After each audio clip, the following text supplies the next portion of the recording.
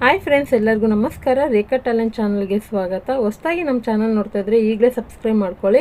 ತುಂಬ ಜನ ಕಮೆಂಟಲ್ಲಿ ಕೇಳ್ತಾ ಇದ್ರಿ ವ್ಲಾಗ್ ಮಾಡಿ, ಕ್ರಾಫ್ಟ್ ವಿಡಿಯೋ ಮಾಡಿ ಅಂತ. ಅದಕ್ಕೆ ನಾನು ಫಸ್ಟ್ ಟೈಮು ವ್ಲಾಗ್ ಮಾಡೋಣ ಅಂತ ಮನೆ ದೇವರಿಗೆ ಪೂಜೆಗೆ ಹೋಗ್ತಾ ಇದ್ದೀರಿ. ಆ ಮನೆ ದೇವ್ರ ಪೂಜೆ ಪ್ರಿಪ್ರೇಷನ್ನು ಮತ್ತು ಪೂಜೆಗೆ ಹೋಗಿಂತ ದೇವಸ್ಥಾನಕ್ಕೆ ಹೋಗಿದ್ದು ಎಲ್ಲ ವೀಡಿಯೋ ಇದರಲ್ಲಿ ಬರುತ್ತೆ. ಖಂಡಿತ ಈ ವಿಡಿಯೋ ಲಾಸ್ಟ್ ಗಂಟನೂ ನೋಡಿ. ಇಷ್ಟ ಆಯ್ತು ಅಂದರೆ ಒಂದು ಲೈಕ್ ಮಾಡಿ, ಶೇರ್ ಮಾಡಿ, ಕಮೆಂಟ್ ಮಾಡಿ. ಸೊ ಮನೆ ದೇವ್ರ ಪೂಜೆ ಅಂದರೆ ನಮ್ಮ ಮನೇಲಿ ತುಂಬಾ ಒಂದು ಗ್ರ್ಯಾಂಡ್ ಸೆಲೆಬ್ರೇಷನ್ ಥರ ನಾವು ತಯಾರಿ ಮಾಡ್ತೀರಿ.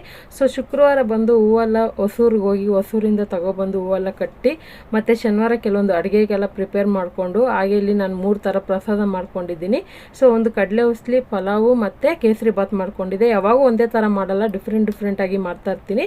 ಸೊ ಇವಾಗ ನೀವು ನೋಡ್ತಾ ಇರ್ಬೋದು, ನಾನು ನಮ್ಮಮ್ಮ ನಮ್ಮ ತಂಗಿ ಪಾಪು ಆಟೋದಲ್ಲಿ ಹೋಗ್ತಾ ಇದ್ದೀರಿ. ನೀವು ಉಳಿದಿರೋರು ಬೈಕಲ್ಲಿ, ಕಾರಲ್ಲೆಲ್ಲ ಬರ್ತಾ ಇದ್ದಾರೆ. ಸೊ ಅಲ್ಲಿ ಯಾರ್ಯಾರೆಲ್ಲ ಬಂದರು ಅಂತಲೂ ತೋರಿಸ್ತೀನಿ. ಇವಾಗ ನೋಡ್ತಾ ಇರ್ಬೋದು, ಆನೆಕಲ್ಲು ಹೋಗ್ತಾ ಇದ್ದೀನಿ. ತುಂಬ ಜನ ಲಾಸ್ಟ್ ಟೈಮ್ ಇನ್ಸ್ಟಾಗ್ರಾಮಲ್ಲಿ ವೀಡಿಯೋ ಹಾಕಿದ್ದೆ, ನಿಮ್ಮೂರು ಆನೆಕಲ್ ಅಲ್ವಾ, ಎಲ್ಲಿದ್ದೀರಾ ಅಂತ.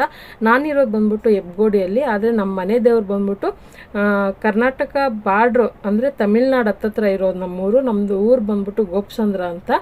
ಸೊ ನಿಮಗೆ ಹೋಗೋವಾಗ ತೋರಿಸ್ತೀನಿ. ಅದಕ್ಕೂ ಮುಂಚೆ ಆನೆಕಲ್ಲಲ್ಲಿ ಬಂದಿದ್ದ ತಕ್ಷಣ ನಾನು ಪೂಜೆ ಸಾಮಾನೆಲ್ಲ ತೊಗೊತಾ ಇದ್ದೀನಿ. ಪೂಜೆ ಸಾಮಾನಿಗೆ ತೆಂಗಿನಕಾಯಿ ಮತ್ತು ಪ್ರಸಾದಕ್ಕೆ ಬೇಕಾಗಿರುವಂಥ ಪ್ಲೇಟು ಎಲ್ಲ ತೊಗೊತಾ ಇದ್ದೀನಿ. ಪ್ರಸಾದ ಬಂದ್ಬಿಟ್ಟು ಸುಮಾರು ಒಂದು 60-70 ಜನಕ್ಕೆ ಆಗೋಷ್ಟು ಪ್ರಸಾದ ಮಾಡ್ಕೊಂಡಿದ್ದೆ. ಈ ಅಂಗಡಿ ಬಂದ್ಬಿಟ್ಟು ಸಂತೆಬೆದ್ದೆಯಲ್ಲಿರೋದು. ಇಲ್ಲಿ ಇವರು ನಮ್ಮ ಸಬ್ಸ್ಕ್ರೈಬರು, ನಮ್ಮ ರೇಖಾ ಅಡುಗೆ ಫಾಲೋವರ್. ಇವರು ತುಂಬಾ ಖುಷಿ ಆಯಿತು ಅವ್ರು ನನ್ನ ಭೇಟಿಯಾಗಿದ್ದಕ್ಕೂ. ಮತ್ತು ಅಲ್ಲಿನ ತುಂಬ ಜನ ಸಬ್ಸ್ಕ್ರೈಬರು ಸಿಕ್ಕಿದ್ರು, ಅವರೆಲ್ಲ ಮಾತಾಡ್ಸಿದ್ರು. ತುಂಬಾ ಖುಷಿ ಆಯಿತು. ಇದೇ ಥರ ಸಪೋರ್ಟ್ ಮಾಡಿ. ರೇಖಾ ಟ್ಯಾಲೆಂಟ್ ಚಾನಲ್ಲು ಇನ್ನು ಮುಂದೆ ವೀಡಿಯೋಸ್ಗಳು ಬರ್ತಾ ಇರುತ್ತೆ. ಸೊ ಅದಕ್ಕೆ ಇದನ್ನು ಫಸ್ಟು ವ್ಲಾಗ್ ಆಗಿ ಮನೆ ದೇವ್ರ ವ್ಲಾಗ್ ಅಂತ ಮಾಡ್ತಾಯಿದ್ದೀನಿ. ಈ 2024ಅಲ್ಲಿ ಇವಾಗಿಂದ ನಾನು ಸ್ಟಾರ್ಟ್ ಮಾಡ್ತೀನಿ ವೀಡಿಯೋಗಳು ಹಾಕೋದು. ಸೊ ಇವಾಗ ಪೂಜೆ ಸಾಮಾನೆಲ್ಲ ತೊಗೊಂಡು, ಹಾಗೆ ನೋಡ್ತಾ ಇರ್ಬೋದು, ಇದು ಗುಮ್ಲಾಪುರದಲ್ಲಿ ಗೌರಮ್ಮ ದೇವಸ್ಥಾನ ತುಂಬಾ ಫೇಮಸ್ಸು. ನಿಮ್ಗೆ ಯಾರಾದರೂ ಗೊತ್ತಿದ್ರೆ ಖಂಡಿತ ಕಮೆಂಟಲ್ಲಿ ತಿಳಿಸಿ. ಈ ಗುಮ್ಲಾಪುರ ಬಿಟ್ಟಾದಮೇಲೆ ನಮ್ಮ ಊರು ಸಿಗುತ್ತೆ. ಇವಾಗ ನೋಡ್ತಾ ಇರ್ಬೋದು, ನಮ್ಮ ಊರಿಗೆ ಬಂದ್ರಿ. ಸೊ ಬರ್ತಾನೆ ಒಳಗಡೆ ನಮ್ಮದು ಮನೆ ದೇವರು ಬಂದ್ಬಿಟ್ಟು ಸೊಂಬುಲಿಂಗೇಶ್ವರ ಅಂತ. ಸೊ ಆದರೆ ನಮ್ಮ ಫ್ಯಾಮಿಲಿಯಲ್ಲಿ ತುಂಬ ಜನಕ್ಕೆ ಯಲ್ಲಮ್ಮ ದೇವರು ಇರೋದು. ಆದರೆ ನಮ್ಮ ಫ್ಯಾಮಿಲಿಗೆ, ನಮ್ಮ ಅಪ್ಪ ಫ್ಯಾಮಿಲಿಗೆ ಸೊಂಬುಲಿಂಗೇಶ್ವರ.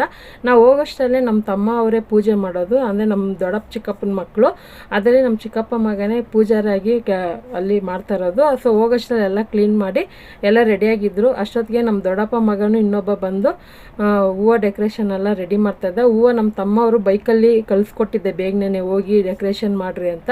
ಸೊ ಒಳಗಡೆ ಪೂಜೆ ಸಾಮಾನುಗೆಲ್ಲ ನಮ್ಮ ದೊಡ್ಡಮ್ಮ, ನಮ್ಮ ಅತ್ತೆ, ನಮ್ಮ ಅಮ್ಮ ಎಲ್ಲ ರೆಡಿ ಮಾಡ್ತಾಯಿದ್ರು. ಸೊ ಹೂವು ಡೆಕೋರೇಷನ್ ಎಲ್ಲ ಆಯಿತು, ನೀವೇ ನೋಡ್ತಾ ಇರ್ಬೋದು.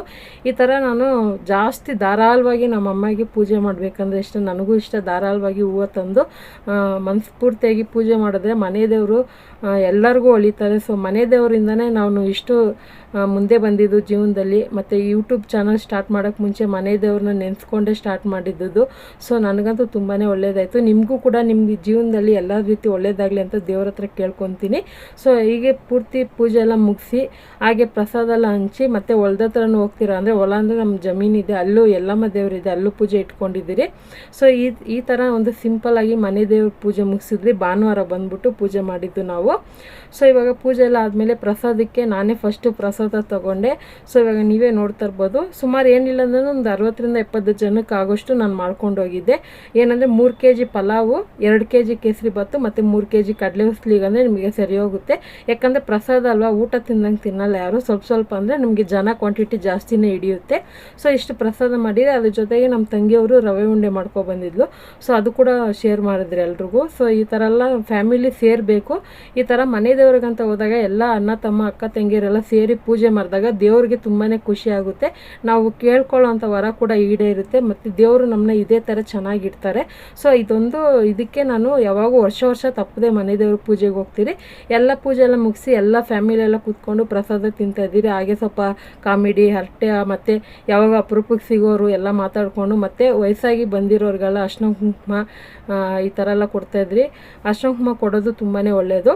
ಸೊ ಅದೆಲ್ಲ ಮುಗಿಸ್ಕೊಂಡು ಸೀದಾ ಮಧ್ಯಾಹ್ನ 1:30 ಆಗಿತ್ತೇನೋ, ಮಧ್ಯಾಹ್ನ ಹೊಲ್ದತ್ರ ಹೋದ್ರಿ. ಹೊಲ್ದತ್ರ ಒಂದು ಚಿಕ್ಕ ಗೂಡು ಥರ ಮಾಡಿ ಎಲ್ಲಮ್ಮ ದೇವ್ರು ಮಾಡಿದ್ರು. ಅಲ್ಲಿ ನಮ್ಮ ದೊಡ್ಡಮ್ಮನೇ ಪೂಜೆ ಮಾಡಿದ್ರು.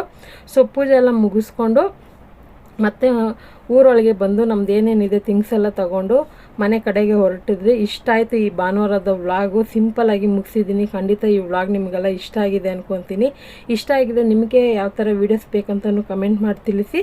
ಹಾಗೆ ಈ ವಿಡಿಯೋ ಇಷ್ಟ ಆಯಿತು ಅಂದರೆ ಈಗಲೇ ಒಂದು ಲೈಕ್ ಮಾಡಿ ನಿಮ್ಮ ಫ್ಯಾಮಿಲಿ ಫ್ರೆಂಡ್ಸ್ಗೂ ಶೇರ್ ಮಾಡಿ. ಹೊಸದಾಗಿ ನಮ್ಮ ಚಾನಲ್ನ ನೋಡ್ತಾ ಇದ್ದರೆ ರೇಖಾ ಟ್ಯಾಲೆಂಟ್ ಚಾನಲ್ನ ಸಬ್ಸ್ಕ್ರೈಬ್ ಮಾಡ್ಕೊಳ್ಳಿ.